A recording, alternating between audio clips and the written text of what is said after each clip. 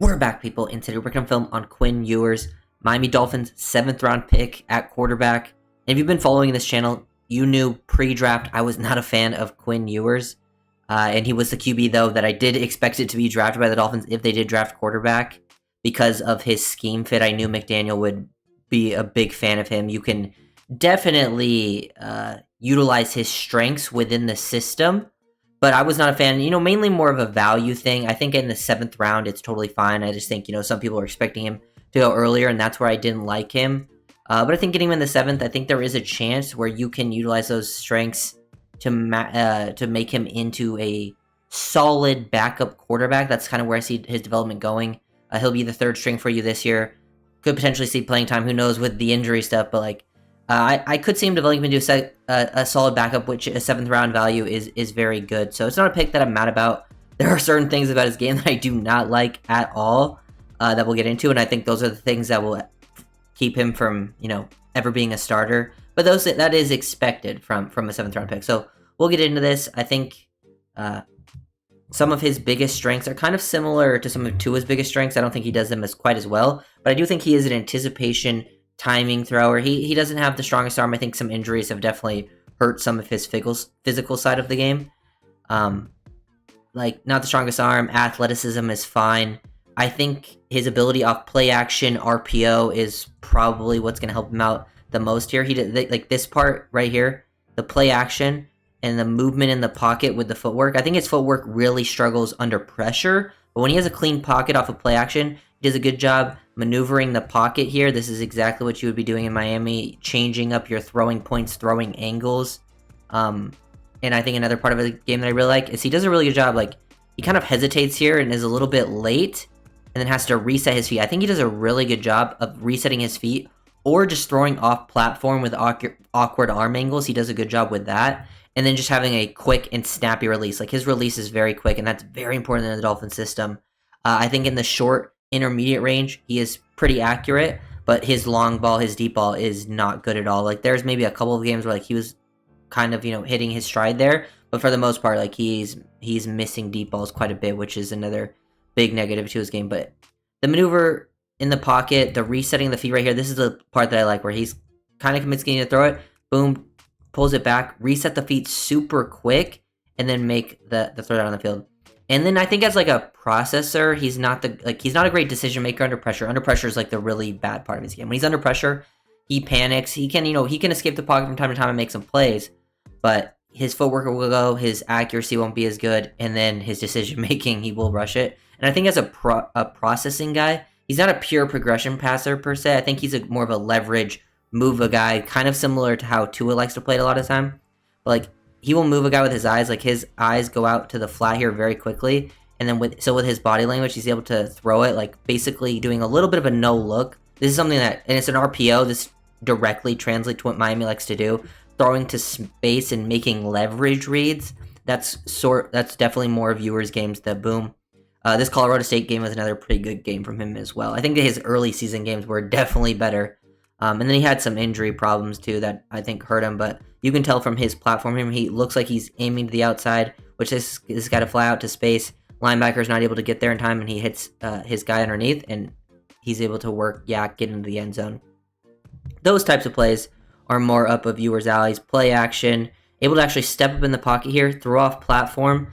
If you watch him here, he even looks back to talk trash, actually at Kenneth Grant, which is kind of funny. But yeah, good. I would say touch. He's sometimes he uses too much touch, but I would say touch is definitely more of his strength. But throwing off platform and throwing with some awkward arm angles, he's definitely a natural thrower in that sort of way. But he's not going to be he's not a gunslinger throw with a cannon type thing. But finds helm. Pocket awareness can be very hit or miss, but there are times where he can at least get up in the pocket, step up in the pocket, create space. But if he actually feels the pressure and he feels like he's going to get sacked, he will either take the sack or he will panic and either miss his throw or, make a poor decision and it turns into an interception. But here it actually works out. So seeing that from Ewers. Play action, pretty good start of the play, selling the stuff. I think he's a good seller of the play action, which is nice. But play action off the deep ball, this is where I think he can struggle in the system. He can work this and then Short intermediate, be fine. Deep ball, he usually puts too much air under it. This ball just floats. It ends up working out in this situation because this Arizona State DB super panics, but this ball is really underthrown. Like, the receiver gets tackled super early and the ball still like lands even with him, and the receiver was already slowing down. So very underthrown and throws it too high. Works out in this situation for them, but I just had to show these kind of deep balls because this is on the film far too often, and this is a big reason he is a later round option, because his deep ball it is definitely one of his major weaknesses. Whether it's true drop back, play action, even with a clean pocket, definitely under pressure it's not good, but even with a clean pocket it's short and off target, like right there. Then he does some stuff like this, which is really enjoyable. The layering on the second level throws was to choose, but it's play action, show some good footwork in the pocket, steps up, show some good feel to step up and, give himself enough time, and then throw, with a nice arm angle to get this over the top. Almost, I think sometimes he will, have some turnovers in these areas because he will try to really stick those balls into those tight windows, but it works out and he will make some exciting throws. Exactly kind of what the Dolphins like to do, layering in the middle of the windows, create the extra, create the window for himself as well in the pocket. And I like his release. His release is probably my favorite part of his game, is how quick his release is. Here's sort of another example of him doing some good stuff off play action and the instant reset. So play action, he gets time. When he has time, he's doing good. I think when they blitz, usually when they bring 5 or more is where things can get into trouble, but he's got time here at 4. He's looking, ready to deliver. Boom. Pumps, resets so quick, and then delivers. Here's a deep ball that he's able to hit this time. Ball does float on him still a little bit too often because this corner's almost able to get there, but it does end up getting completed. But I do love this part where he's able to reset so quick and still deliver with the release as well. That's kind of some of Ewers' better parts of the game. Creating off script, as I said, like, he can do some of this. I think he's a nice athlete. The touch, the feel, he might have some decisions that can be a little, head scratching at times doing this, but he can still make some plays off script like this. This like Michigan game, he was quite good at the off script stuff. It felt like after this is where things kind of fell apart for him, but that's like a good example of it. Here's another one where he steps up, shows some pocket awareness, finds the space, feels the edges both words past him, step up and away, and deliver a nice, accurate pass while off-platform. Again, the off-platform stuff is good. Good accuracy there as well to lead Golden, that kind of thing. The ball handling, he will sell. Like, this is something you got to be able to do in the Dolphin system. Ball handle, he hits the pump fake, sells the screen, reset your feet, and then, deliver an easy pass. This guy's wide open in the end zone. But it's the selling and the quick reset of stuff that is nice about his game, and that's the type of thing that translates really well to the Miami system. The quick game, ball out, they're working RPO, so he's able to just quickly get this ball. He doesn't even need to set his feet. This is something that also translates to the Miami system. They love to run RPOs. Ewers got to be able to do the quick release. This is the stuff that Miami does all the time. It's something Tua does really well, where he doesn't always need to set his feet. If he feels the open space opening up, which he does here for Gunnar Helm, they bring the pressure, and he sees it pre-snap, he's going to be able to actually act on it, make it easy. The RPO reads, I think he definitely reads those situations better, because RPO, you're typically reading like a defender. Once he's this defender blitz and give up this space, he's taking that all day, and he has that quick release to act on it. Here's sort of another example of him just working off script, making a touch throw off platform. Touch throws off platform are kind of his money. It will get you into trouble from time to time, because sometimes then you float away and you try to throw it back across your body. Safeties can make you pay. That did happen to him a couple times, but it also turned into positive plays like that for Ewers. Here he is actually going through a progression pretty nicely. Starts off on the right side, identifies what's going on here. He sees this route gets squeezed. He peeks back to the middle of the field, sees the middle, this safety that was to this side is opening his hips and going to the middle field. So this is a middle field close coverage. Now he knows once he works to the backside dig, he's going to have a one-on-one with this receiver and corner.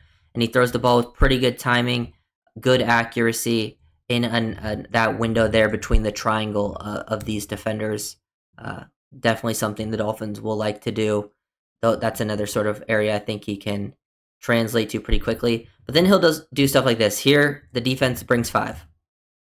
He brings 5. You start to see him get happy feet. he's not even under pressure, but like he knows like there's an extra guy coming. He gets his process sped up. Happy feet, panics, doesn't ever C4, and then just throws it right to him. Gets picked off. That is something that is on the film just far too often. It's not a one-off thing with Quinn. He's been playing in college for a long time. Some of his early film was pretty good, and then he had some injury problems, and he comes back, looks struggles. Then, same with 2023.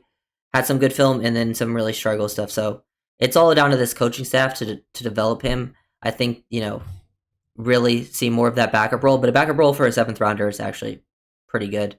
Here's another example of him doing the reset touch throws, the sell the underneath stuff with the pump fake, deliver a pretty good ball down the field. A little behind, but his guy's open enough to get into the end zone.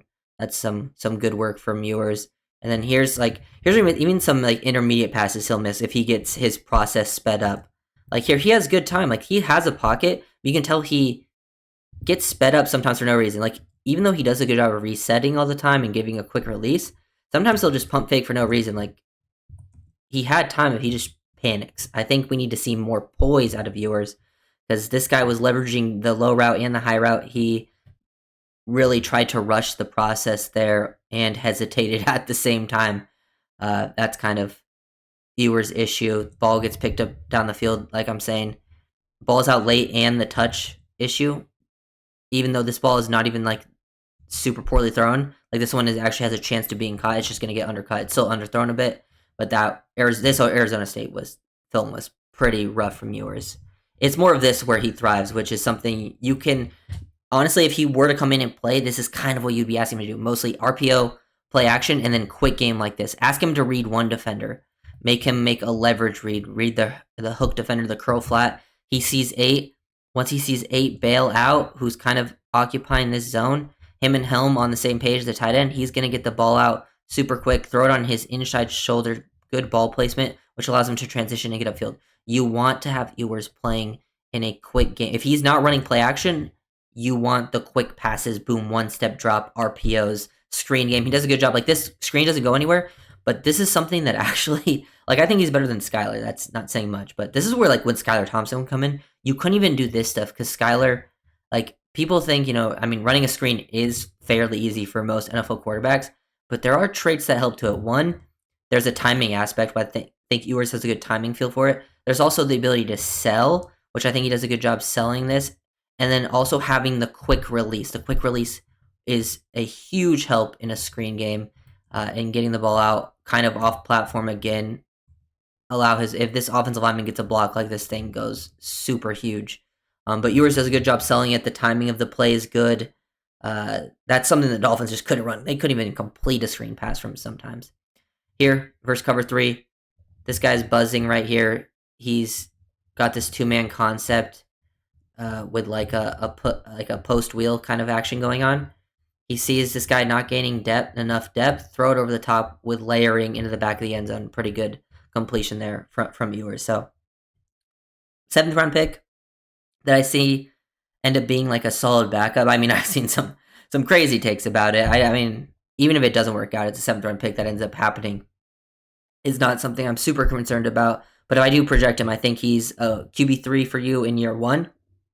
That could be a developmental guy and solid backup in this system specifically. I think this is the best case scenario for Ewers, honestly. Like, if he ended up in any non-Shanahan tree system, I think he would honestly could be out of the league fairly quickly. That's why scheme fit is so important. But being with McDaniel, I think he has the most chance of finding success, either that or Shanahan himself. So, if you're doing it, like, come in, subscribe.